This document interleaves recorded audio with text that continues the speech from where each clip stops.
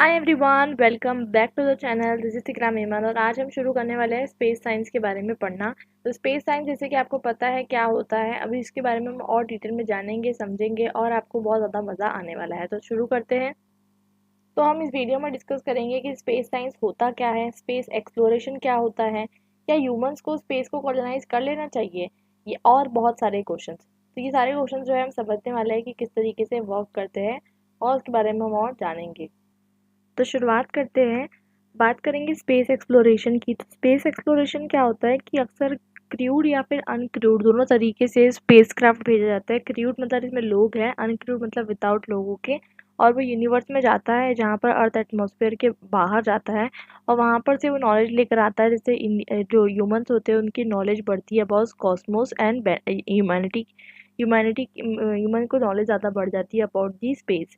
तो ऐसा करने से क्या होता है, इसके अंदर हम पढ़ेंगे, बहुत सारे फ़ायदे हम देखेंगे और उसके बाद हम समझेंगे किस तरीके से इसके जो है एडवांटेजेस हैं। ठीक है। तो हमें जो है हमने जो है development of rocket 20th century में ही कर रहे हैं और 20th सेंचुरी के बाद ही पॉसिबल हो पाया है कि हम जो है एक तरीके का रॉकेट भेज सके। ठीक है।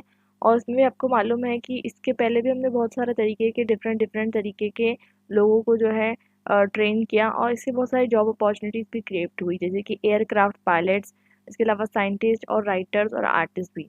ठीक है। उसके अलावा हम देखेंगे कि स्पेस जो है, स्पेस हमेशा हर इंसान इमेजिन करते रहता है। ठीक है। तो स्पेस जो है इमेजिन करना जो है अपने आप में एक बहुत बड़ी चीज़ है, क्योंकि आप देखते हैं कि स्पेस को किस तरीके से इमेजिन किया जाता है। लोग तारे और सितारों की बातें करते थे, पहले से पोर्ट्स वगैरह जो है तारे सितारों की बातें किया करते थे और बाद में जाके साइंटिस्ट जो है किसी तरीके से जो है उधर तक पहुँचने की जो है उन्होंने चीज़ें इन्वेंट कर दी। अब देखिए, हम जब तक के स्पेस में नहीं गए हमें समझ में नहीं आ रहा था कि सोलार सिस्टम किस तरीके से वर्क करता है। जब हम वहाँ पर गए हमें बहुत सारी चीज़ें समझ में आई, यूनिवर्स के बारे में समझ में आई। वो बात अलग है कि हम बहुत कम जानते हैं अभी भी, लेकिन जितनी चीज़ें हमें समझ में आई उससे हमें बहुत सारी चीज़ें समझ में आई और हम बहुत अच्छे से अब काम करने लग गए हैं। तो अभी हम देखते हैं कि क्या क्या रीज़न हो सकते हैं जिससे जिससे हमें जो है स्पेस को और ज़्यादा एक्सप्लोर करने की ज़रूरत है। तो देखिए, एक तो सबसे इम्पोर्टेंट चीज़, सबका सपना होता है कि हम भी चाँद पे जाएँ, यहाँ जाएँ, लेकिन ये जो होते हैं बहुत ज़्यादा कॉस्टली प्रोग्राम होते हैं। इसलिए ज़रूरत इस चीज़ की है कि गवर्नमेंट जो है इसके ऊपर जो है फंडिंग करती है और आजकल आपको देखने को मिलता है कि गवर्नमेंट अपना ना प्राउडनेस दिखाती है। जैसे कि अगर एक गवर्नमेंट ने जो है, एक कंट्री ने जो है अपना स्पेसक्राफ्ट भेजा, इसरो है अपना हमारा इंडिया का, नासा यूएस का, तो आप देखोगे कि वो प्राउड फील करती है। सेकेंडली बात करते हैं कि 21st सेंचुरी के अंदर आपको पता है एलोन मस्क क्या करना चाहते हैं, मार्स पे कॉलोनी बसाना चाहते हैं।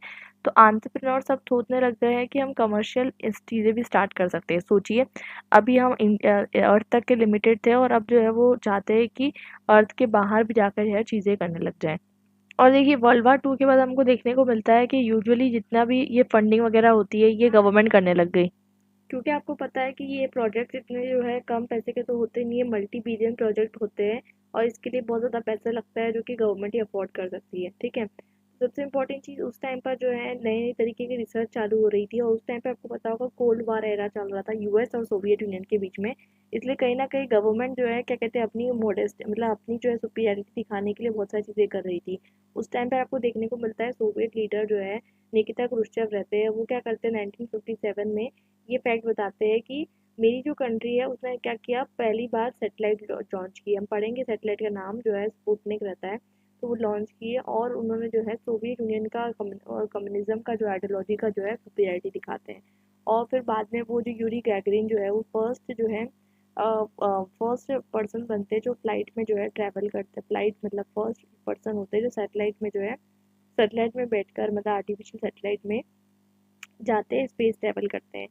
और उसके बाद जो आप देखोगे कि जॉन एफ कैनेडी जो कि हमारे यूएस के प्रेसिडेंट बनते हैं, वो क्या करते हैं, वो बाद में जाकर मतलब ये जो उनको कोल्ड वार चल रहा था तो इसके बीच में कोई यूएस लॉन्च कर रहा है, कोई यूएस के साथ लॉन्च कर रहा है।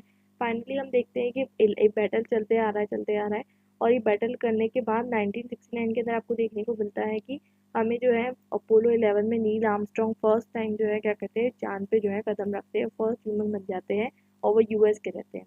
तो बेसिकली यहाँ पर हमको देखने को मिलता है कि हम जो है उस टाइम से जब से हमने जो है बहुत सारी चीज़ें इन्वेंट की, उससे हम बहुत सारी चीज़ों का यूज़ भी कर पा रहे हैं।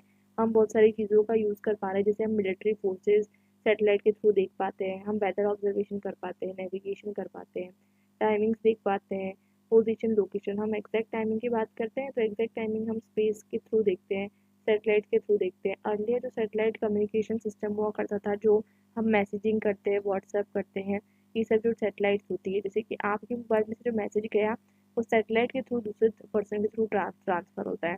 तो ये जो सारा सिस्टम है, ये सब पहले जो गवर्नमेंट ही हैंडल करती थी, फिर बाद में धीरे धीरे उसने जो है इस चीज़ को प्राइवेटाइज कर दिया।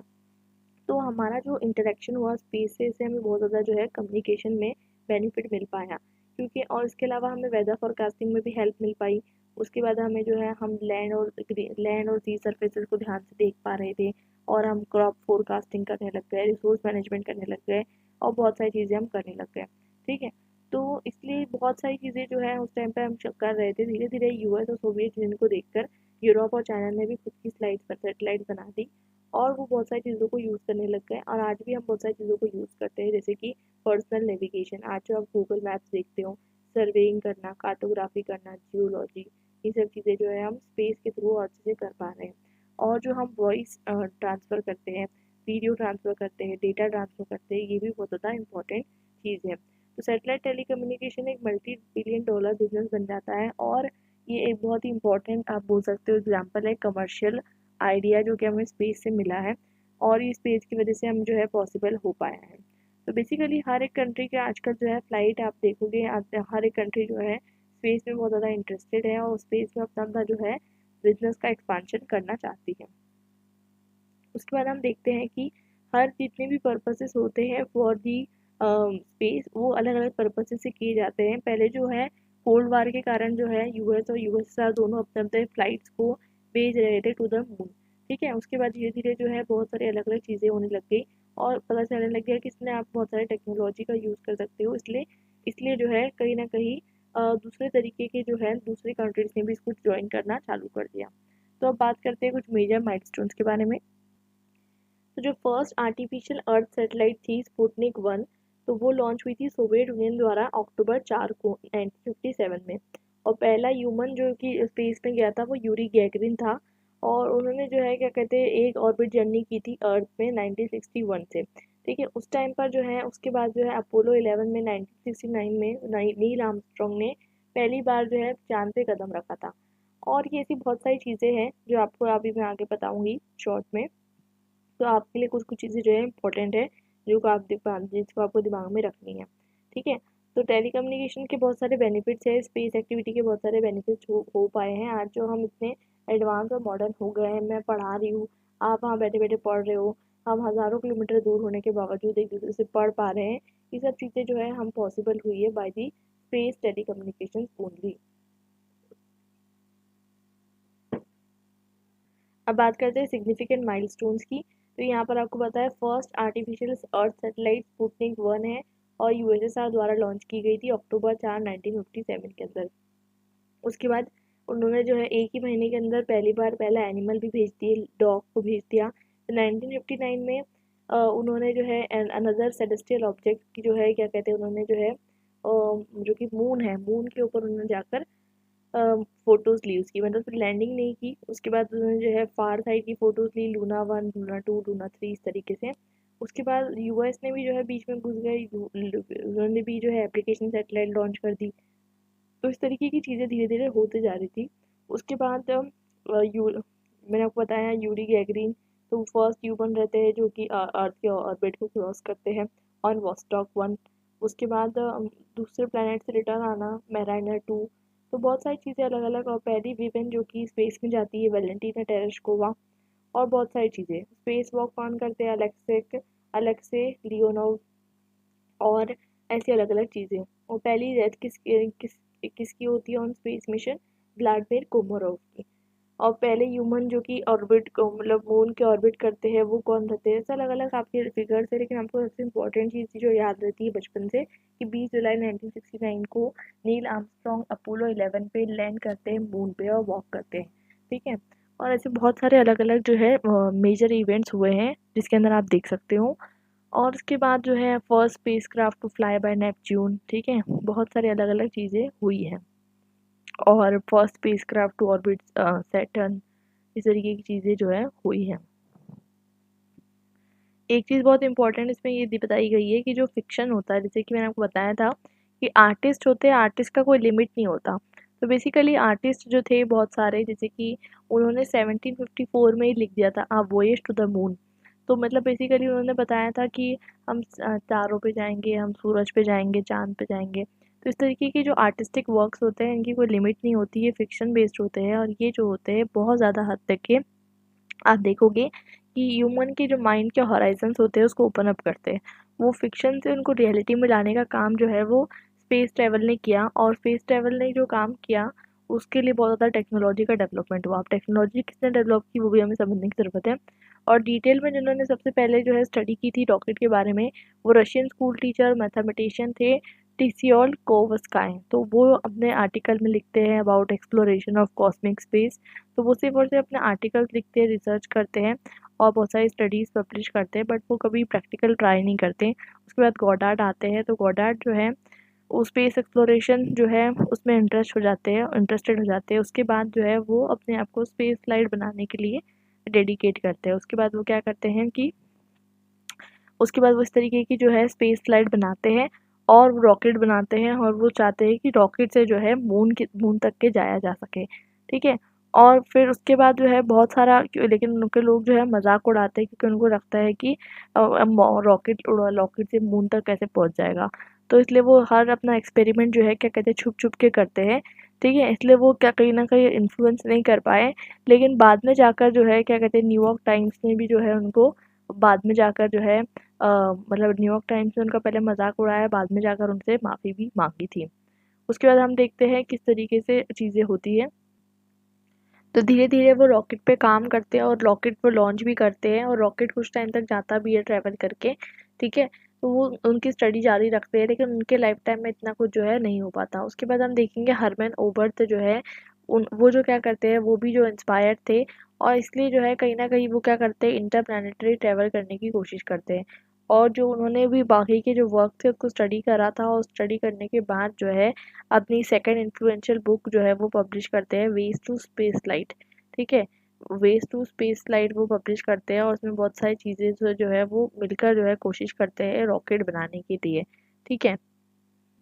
और जितने भी लोग थे जिन्होंने अभी तक ट्राई किया था स्पेसक्राफ्ट बनाने के लिए, उसमें से सिर्फ ओबर्थ ही जो थे वो जिंदा थे उनकी रियलिटी देखने के लिए, क्योंकि पहले के लोगों ने सोचा कि पॉसिबल है, लेकिन लोगों ने उनका मजाक उड़ाया और रियलिटी नहीं देख पाए। तो ओबर्थ ही जो है क्या कहते हैं जिंदा रह पाया, उन्होंने अपनी रियलिटी भी देखी कि उन्होंने क्या किया है। तो तीन नाम यहाँ पर आपको सिग्निफिकेंट देखने को मिलते हैं, Tsiolkovsky, Goddard and Oberth. और मोस्ट इन्फ्लुएंशियल माने जाते हैं ये in terms of first generation space pioneers. ठीक है। उसके बाद आपको देखने को मिलता है कि सोवियत यूनियन में से जो है इसमें कौन थे, सियोल कोवस्काय थे।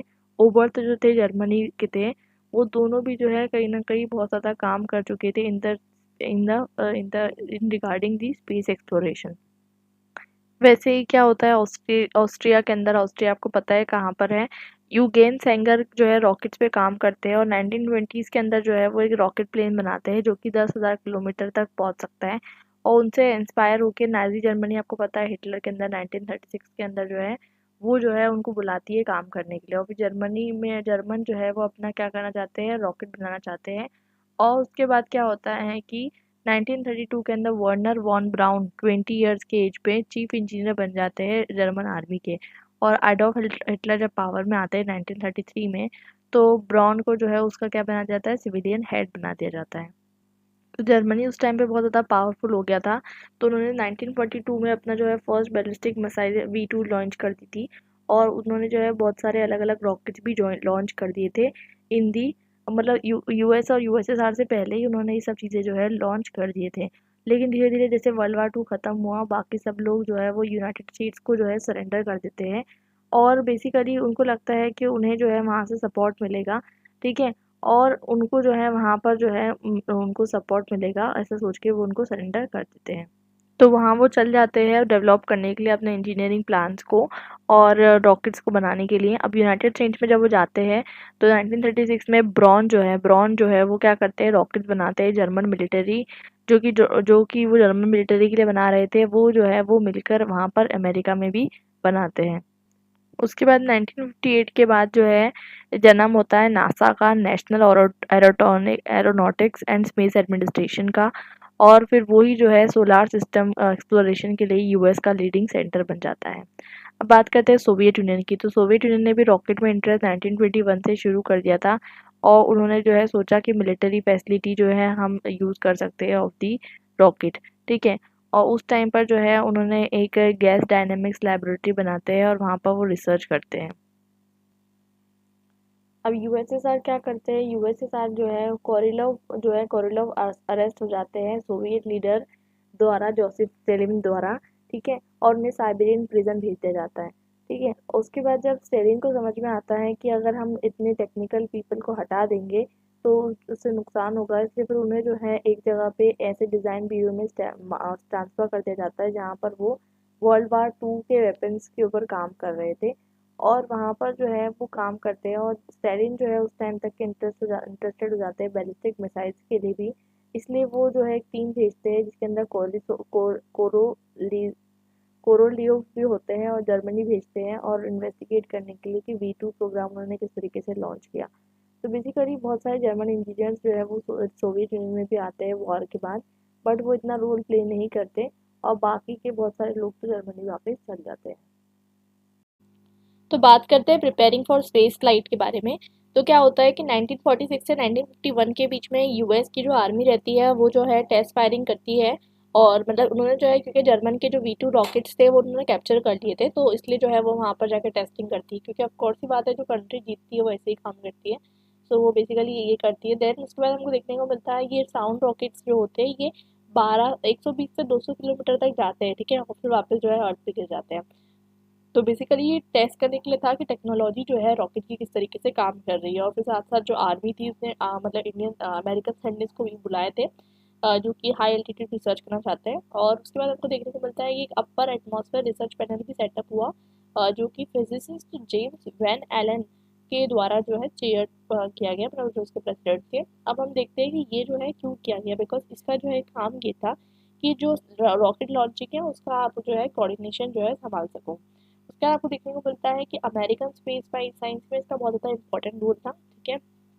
उसके बाद हमको देखने को मिलता है कि अल्ट्रा ये मतलब ऐसे कुछ एक्सपेरिमेंट भी करता था जो कि बेसिकली सोलार और स्टेलर अल्ट्रा वायलेट रेडिएशन पे बेस्ड है, ठीक है। और फिर हमको देखने को मिलता है कि धीरे धीरे जो सप्लाई है V2 का ख़त्म होने लग गया, तो फिर यूएस ने भी खुद का रॉकेट बनाना शुरू कर दिया। कब तक V2 पे डिपेंड रहेगा, तो बेसिकली WAC, कॉर्पोरल, एरोबी, वैकिंग, ये सब जो है रॉकेट्स यूज़ होने लग गए। और देखने जाने लगा कि जब सोवियत यूनियन है उस टाइम पर हमको देखने को मिलता है कि उस टाइम पर जो है आने आने तक के वर्ल्ड वार 2 के बाद जो है rocket based upper atmosphere research भी शुरू कर चुकी थी। मतलब बेसिकली देखा जाए तो सेकेंड वर्ल्ड वार के बाद ही जो है लोगों ने ये कोल्ड वार के कारण सोवियत यूनियन और यूएस के बीच में लोगों ने जो है ज़्यादातर इंटरेस्ट लिया है in research of upper air rocket research. फिर हमको देखने को मिलता है कि 1950s के अंदर साइंटिस्ट जो है कोऑर्डिनेट करने लग गए कि अब हमें मतलब ज़रूरत है कि हम इंटरनेशनल इन्वेस्टिगेशन करें, और मतलब एक कोऑर्डिनेट तरीके से करें, और फिर इसलिए उसको वो इंटरनेशनल जियो फिजिकल ईयर भी कहने लग गए, ठीक है। जो कब से कब तक होगा, 1957 से 1958 का, मतलब जो एक साल रहेगा वो कौन सा रहेगा, जियो फिजिकल ईयर रहेगा। और वहाँ पर जो है डिफरेंट तरीके की जो साइंटिफिक यूनियंस है उन लोग का इंडियन मतलब इंटरनेशनल काउंसिल बनेगा। देखिए अलग अलग रिसर्च जब लोग करते हैं, यूएन अपना रिसर्च कर रहा है, यूएस अपना रिसर्च कर रहा है, सोवियत यूनियन अपना रिसर्च कर रहा है, जर्मनी अपना रिसर्च कर रहा है, तो प्रॉब्लम होती है। तो इंटरनेशनल काउंसिल बनाने का मकसद ये था ताकि जितने भी यूनियंस हैं वो सब साथ में आ सकें। और इस टाइम आने आने तक के रॉकेट डेवलपमेंट बहुत ज़्यादा प्रोग्रेस भी कर चुका था। जैसे कि हम देखते हैं कि अर्थ का जो है, अर्थ में आर्टिफिशियल सेटेलाइट जो है वो बन चुकी थी 1957 तक के। तो मतलब अर्थ की जो फर्स्ट आर्टिफिशियल सेटेलाइट है, अर्थ की सेटेलाइट आपको पता है ना, सेटेलाइट मतलब जो आसपास रिवॉल्व करती है। हमारा जो नेचुरल सेटेलाइट है वो कौन है, मून है, ठीक है, अर्थ की। लेकिन अब हमने आर्टिफिशियल सेटेलाइट भी बना ली थी 1957 तक के। अब हम देखते हैं कि अमेरिकन साइंटिस्ट ने क्या किया, धीरे धीरे जो IGY है, IGY मतलब इंटरनेशनल जियो फिजिकल ईयर, उन सब के जो प्लानर्स हैं उन लोगों ने क्या किया, 1954 में उन्होंने जो है कुछ ऐसी सेटेलाइट भी लॉन्च करी जो कि IGY के पार्ट थी, ठीक है। अब हमको देखने को मिलता है कि दोनों भी गवर्नमेंट से, अब आपको पता होगा थोड़ा सा इसमें पॉलिटिकल साइंस है, अगर आप पॉलिटिकल साइंस स्टूडेंट हो तो ज़्यादा रिलेट कर पाओगे, नहीं हो तो सिर्फ इतना समझ लीजिए कि 1945 से लेके 1990 तक के एक ऐसा पीरियड था करीबन 45 साल का, जिसको हम कहते हैं कोल्ड वार। और ये दो पावर्स के बीच में, एक सोवियत यूनियन जो कि यूएसएसआर कहलाता है, और वो एक ऐसी पावर होती है जो कि डोमिनेट होती है सोशलिस्ट आइडियोलॉजी के साथ। और यूएसएसआर एक ऐसी आइडियोलॉजी, यूएस जो होती है ना, यूनाइटेड स्टेट्स, वो लिबरल डेमोक्रेसी के साथ। तो दोनों के बीच में जो है ना एक तनाव है, एक टेंशन है, दोनों में कहीं ना कहीं एक तरह पे कहीं कहीं पर थोड़ा थोड़ा मिलिट्री कन्फ्रंटेशन भी हो जाता है क्यूबन मिसाइल क्राइसिस में। तो इस तरीके की चीज़ें होती हैं ये 45 साल तक के, और ये कहते हैं कोल्ड वार एरा।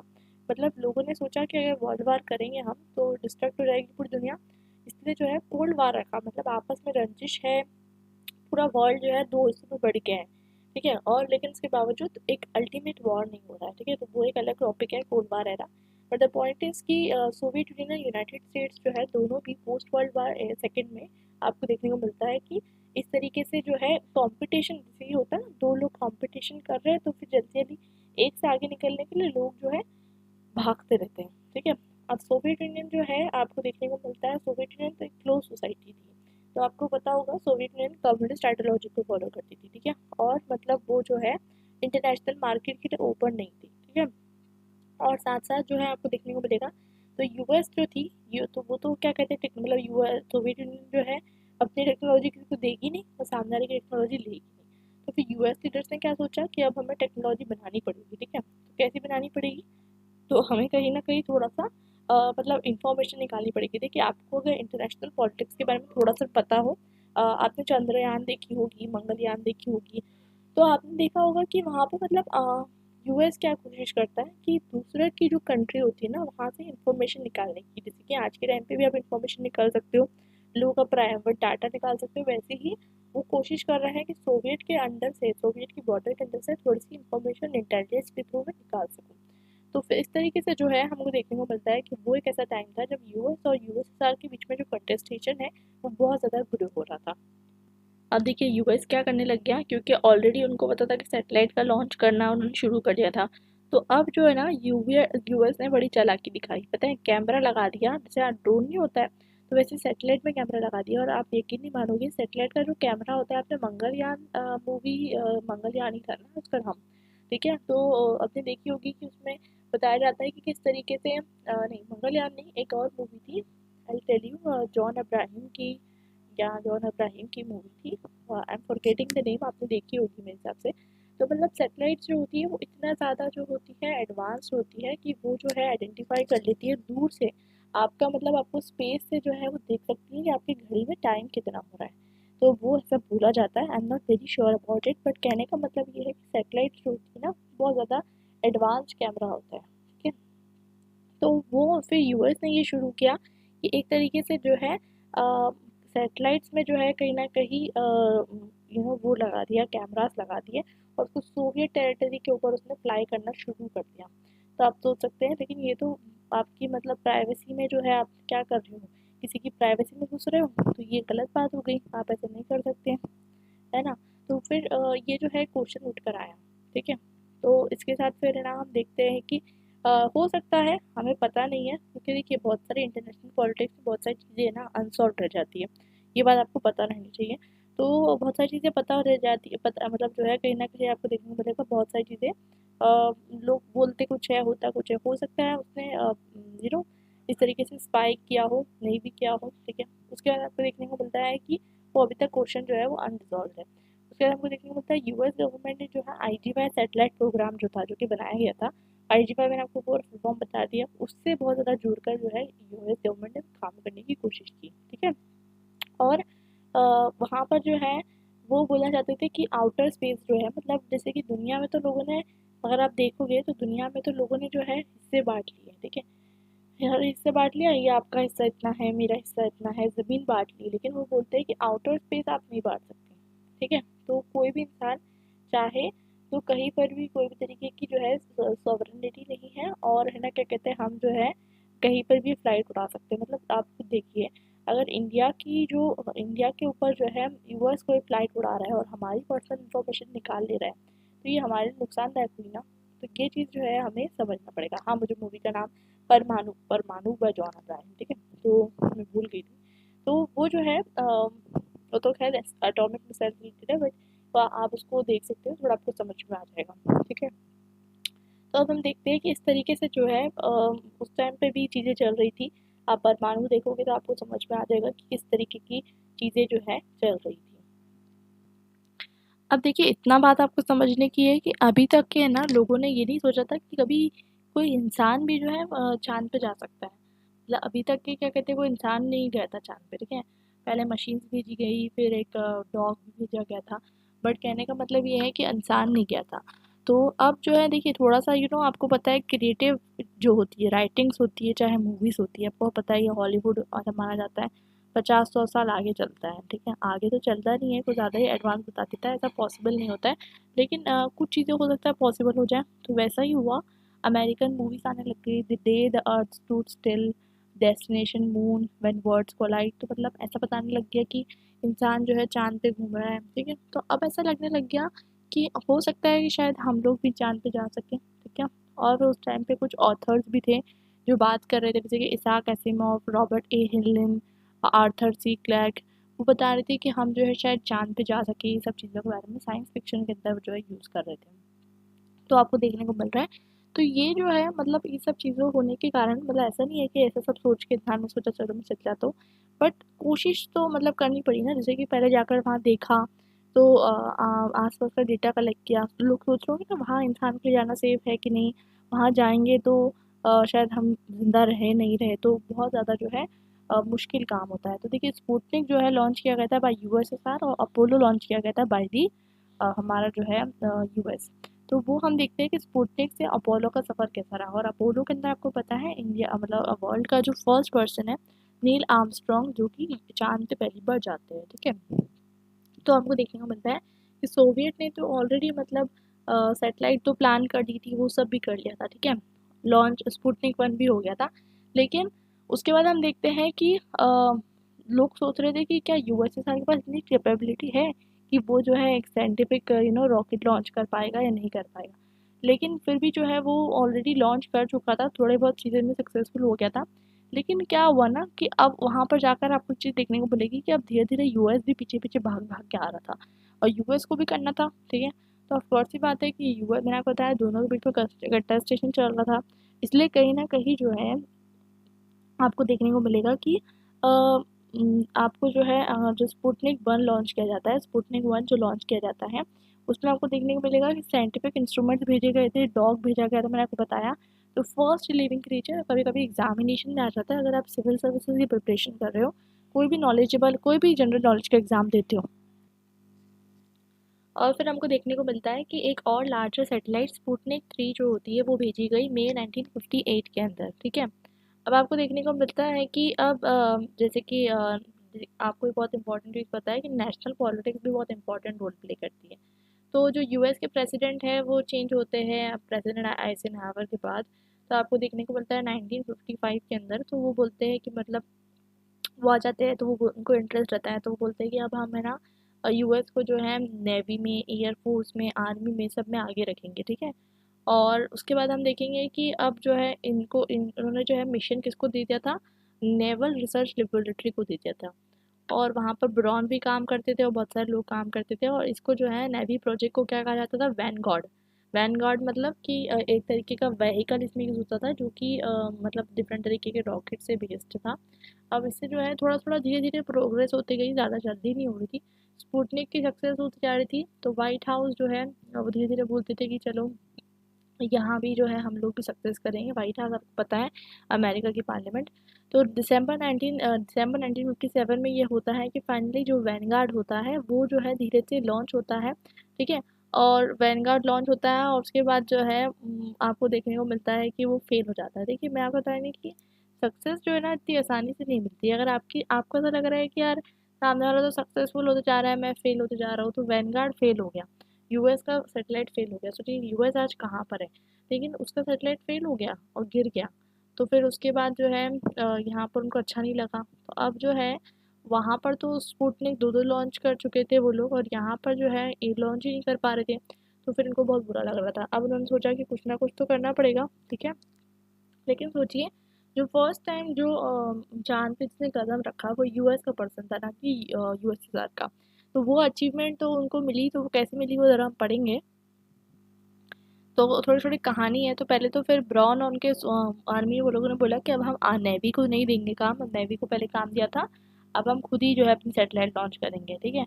और साथ-साथ जो है वो एक मतलब जो है जेपीएल और वैन एलन के साथ जो है मतलब मिलकर जो है काम करने लग गए। 1958 के अंदर वो एक व्हीकल लॉन्च करते हैं जिसमें जो है एक रेडस्टोन बैलिस्टिक मिसाइल होती है जो कि जाती है। अब उसके बाद हमको देखने को मिलता है कि अब वहाँ पर आपको देखने को मिलता है कि बहुत सारे काम करती है। उसके बाद आपको देखने को मिलता है कि यूएस और बहुत सारे सैटेलाइट्स जो है सिमिलर ये मतलब लॉन्च होती है, ठीक है।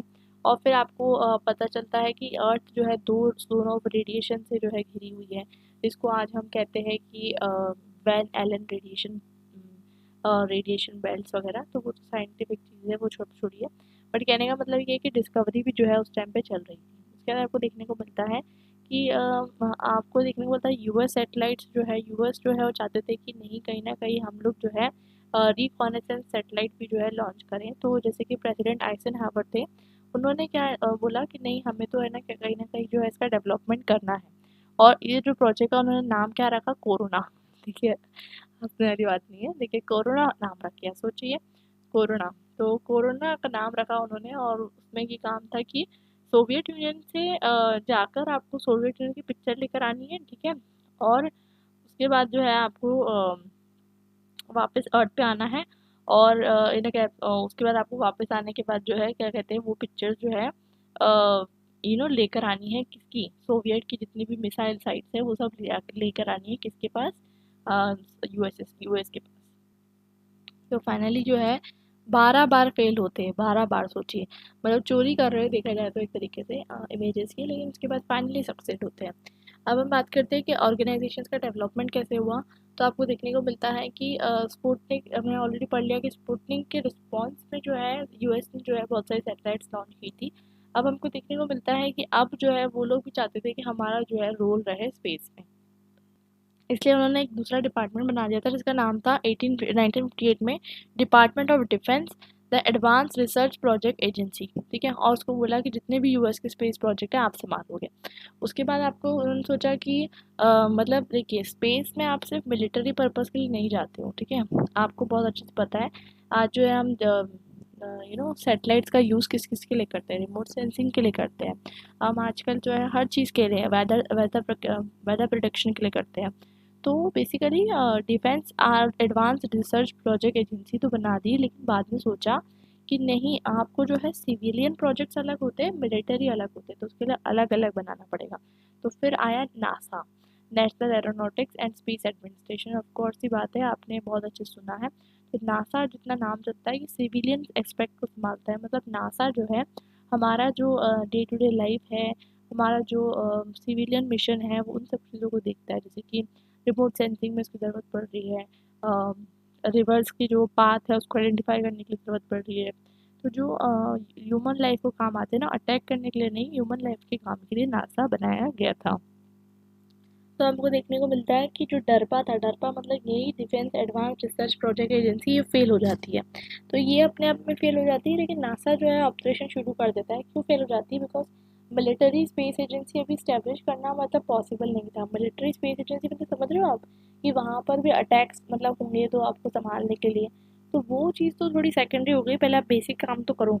तो इसलिए नासा का जो है, नासा ने जो शुरुआत की थी वो सक्सेसफुल हो गई और डरपा जो है फेल हो गया। और उसके बाद जो है फाइनली उन्होंने जो है कहीं न कहीं नासा को जो है अपना जो है जो कंट्रोल था उनके पास वो जो है नासा को दे दिया। लेकिन आइज़नहावर जो थे ना, उनके दिमाग में ये भी चल रहा था कहीं न कहीं कि मैं जो सीक्रेट प्लानिंग जो मतलब दूसरों से चोरी करने का है, मतलब ऊपर से जो इमेजेस लानी है दूसरा इंसान क्या कर रहा है, तो वो जो काम है वो भी करूँ। तो उसके लिए थोड़ा अलग बनाना पड़ेगा, क्योंकि अगर मैं इसमें सब कंबाइन कर दूँगा तो प्रॉब्लम हो जाएगी। तो इसलिए वो कहीं न कहीं सोचते हैं कि अब मैं थोड़ा-सा अलग जो है मेरे जो जासूसी करने वाले काम हैं, मतलब मिलिट्री से रिलेटेड जो चीज़ें हैं उनके लिए अलग बनाऊँ। तो फिर नेशनल रिकॉनाइसेंस ऑफिस बनता है जो कि department of defence and central intelligence agency के द्वारा जो है डायरेक्ट किया जाता है। अब इसको जो है मतलब छुपा के रखा गया, सोचिए, क्योंकि ऑफ कोर्स ही बात है कि आप जैसे कि अपने हमारे इंडिया में कितनी आर्मी है, कितनी मिलिट्री, दुश्मन को थोड़ा ना बताएंगे। कितने बॉम्ब रखे हुए हैं वो दुश्मन को थोड़ा ना बताएंगे, ठीक है। वैसे तो देखिए, दुश्मन और दोस्त वाला कॉन्सेप्ट जो है ना बिलीव नहीं करती मैं, ह्यूमैनिटी जो है बहुत इंपॉर्टेंट है। लेकिन फिर भी जो है इंटरनेशनल लेवल पे दुश्मन दोस्त होते हैं, तो वहाँ पर हम नहीं बताते हैं। तो 1992 तक के उन्होंने छुपा के रखा, और उसके बाद जो है उन्होंने जो है मतलब बताया नहीं कि ऑर्गेनाइजेशन है, ठीक है। और 1972 से उन्होंने जो है कोरोना प्रोग्राम जो है करा, 1972 तक के वो कोरोना प्रोग्राम करते रहे, ठीक है।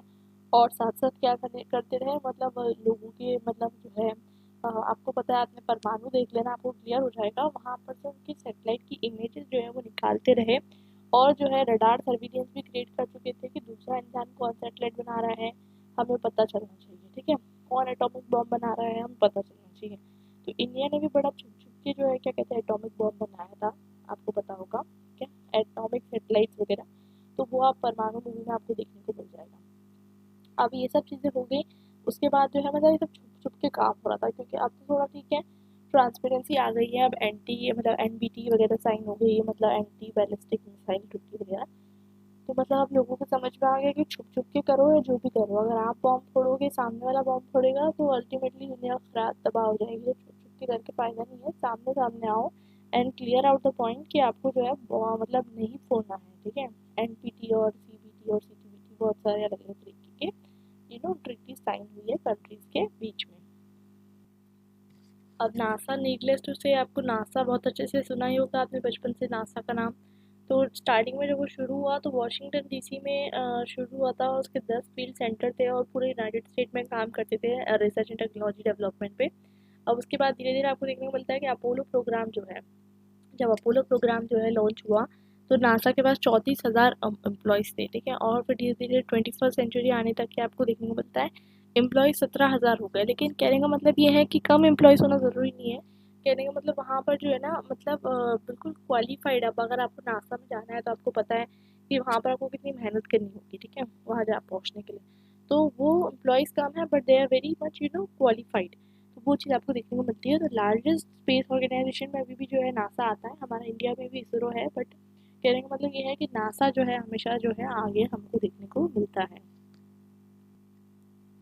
अब देखिए, एयरफोर्स जो था उसमें कोई स्पेस अलग से ऑर्गेनाइजेशन नहीं था जो स्पेस को हैंडल करेगा 1982 तक के। तो यूएस का एयरफोर्स स्पेस कमांड भी लॉन्च हुआ था, ताकि फर्स्ट सी बात है, एयरफोर्स मतलब क्या होता है, दुश्मन पे एयर से अटैक करने को एयरफोर्स कहते हैं। हम जब प्लेन्स से अटैक करते हैं छोटे छोटे, तो उसके अंदर मिलिट्री स्पेस ऑपरेशन भी शुरू हो जाए, इससे जो है ना कहीं जो एक डिपार्टमेंट सेटअप किया गया। और सैटेलाइट्स यूज़ किए गए, ताकि आप जैसे कि दुश्मन की जो सैटेलाइट, दुश्मन का कोई प्लेन आ रहा है, ठीक है, रडार पे दिख जाएगा कि यहाँ आ रहा है, तो वो जो है कॉपरेशन जो है इस तरीके से शुरू हुआ।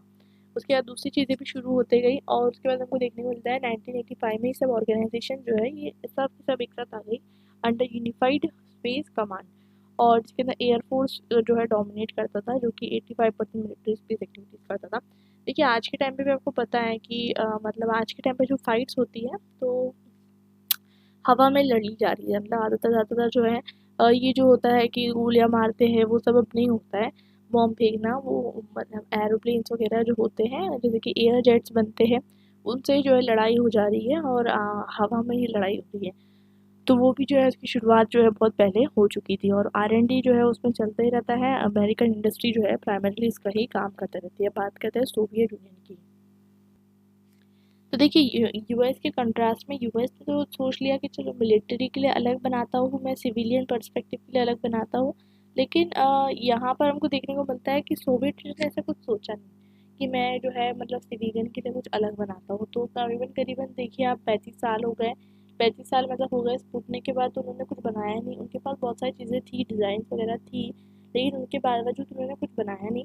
और उसके बाद आपको देखने को मिलता है कि धीरे धीरे देखिए जो देश की पॉलिटिक्स चलती है वो देश के ये सब चीज़ों पे भी इफेक्ट डालती है। वहाँ पर आपको देखने को मिलता है कि वहाँ पर बहुत सारे तरीके के जो है प्रॉब्लम्स निकल कर आने लग गए थे।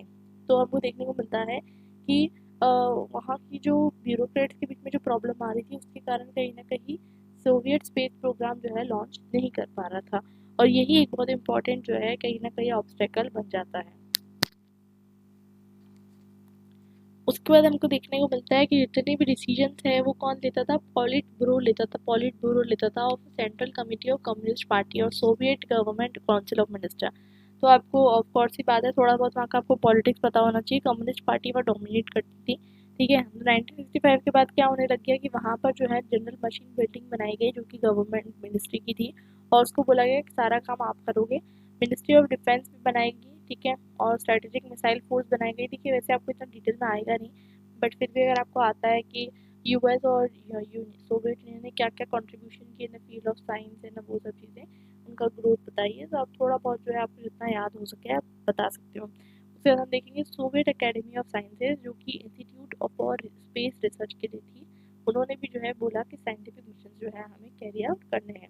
अब हमको देखने को मिलता है कि जब यूएसएसआर डिसॉल्व हो गया, ठीक है, यूएसएसआर डिसॉल्व कब हुआ, इन 1889 में। वैसे माना जाता है कि जर्मनी की जो है जो वॉल आपको बताया ब्रेकअप हुई थी, वो सब अलग बात है, लेकिन उसके बाद जो है यूएसएसआर के डिसॉल्यूशन के बाद आपको देखने को मिलता है कि सिविलियन ऑर्गेनाइजेशन का फॉर्मेशन होता है। 1992 के अंदर जो है एक ऑर्गेनाइजेशन बनती है जिसका नाम होता है रशियन फेडरल स्पेस एजेंसी, जिसको हम रॉसकोस्मोस भी कहते हैं, ठीक है। और ये जो है सबसे इम्पोर्टेंट जो है ऑर्गेनाइजेशन बनती है। छोटी सी ऑर्गेनाइजेशन से शुरू हुई थी, लेकिन धीरे धीरे जो है ये बढ़ने लगती है, और इसकी रिस्पॉन्सिबिलिटी ये भी रहती है कि ये जो है मतलब नॉन मिलिट्री स्पेस एक्टिविटीज़ को संभाले। मतलब ऑफ कोर्स ही बात है कि सिविलियन चीज़ों को ये संभाले। अब यूरोप के बारे में बात करते हैं कि किस तरीके से चीज़ें होती है। तो ऑफ कोर्स ही बात है, कोई भी कंट्री पीछे नहीं रहेगा। यूएस और सोवियत ने अपने सैटेलाइट लॉन्च कर दी, तो गवर्नमेंट ऑफ फ्रांस ने भी फ्रांस स्पेस एजेंसी बना दी, ठीक है। और इसके बाद जो है लार्जेस्ट नेशनल ऑर्गेनाइजेशन बन गई जो कि यूरोप के अंदर, और बाद में भी दूसरी भी जो कंट्रीज थी उन्होंने यूरोप के अंदर डिफरेंट तरीके के ऑर्गेनाइजेशन बनाने लगा, जैसे कि German aerospace centre, UK space agency, Italian space agency. और 1964 में यूरोप ने मिलकर इसरो बनाया, मतलब इंडिया वाला नहीं, ESRO। और यूरोपियन साइंटिस्ट सब लोग मिलकर जो है साथ में आए। और उसके बाद 10 वेस्टर्न कंट्रीज जो है वो लोग ज्वाइन करके जो है इस तरीके का ERDO मतलब यूरोपियन लॉन्चर डेवलपमेंट ऑर्गेनाइजेशन भी बनाने लग गए। और इसरो जो है बहुत सारी चीज़ों में सक्सेसफुल हुआ, और नासा के साथ उसने बहुत सारे कोलैबोरेशन भी करे, लेकिन एल्डो जो है वो फेल हो गया, ठीक है। ऐसा जो है मतलब यूरोपियन स्पेस एजेंसी, उसके 22 मेंबर स्टेट्स थे, यहाँ पर उसके नाम लिखे हुए आप पढ़ सकते हैं। उसके बाद हम देखेंगे कि कनाडा ने भी बहुत सारे कुछ कुछ प्रोजेक्ट्स में जो है पार्टिसिपेट किया।